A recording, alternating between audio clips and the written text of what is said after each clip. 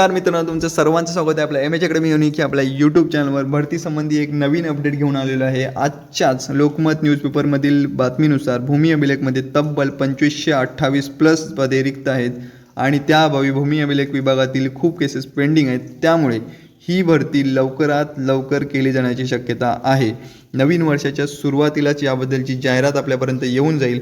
तसेच इतरही सरळसेवेने भरल्या जाणाऱ्या पदांच्या जाहिराती पेंडिंग आहेत, जसे की पोलीस भरती, वनरक्षक, वनसेवक भरती आणि आत्ता भूमी अभिलेख भरतीसुद्धा.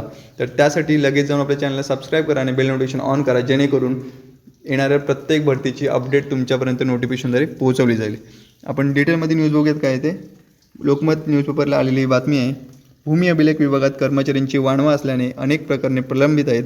अधिकारी कर्मचाऱ्यांची तब्बल 2528 पदे रिक्त आहेत. त्यामध्ये गट ड ची सर्वाधिक म्हणजेच 1247+ पदे रिक्त आहेत. या पदांचा जर सिलेबस पाहिला तर सेम पोलीस भरतीप्रमाणेच असणार आहे. 25 मार्क्सला मराठी, सामान्य ज्ञान प्लस चालू घडामोडी 25 मार्क्स, गणित 25 मार्क्स, बुद्धिमत्ता 25 मार्क्स, टोटल 100 मार्क्स 6 पेपर असणार आहे आणि त्याची काठिण्य पातळी 10वी लेवलचीच असणार आहे.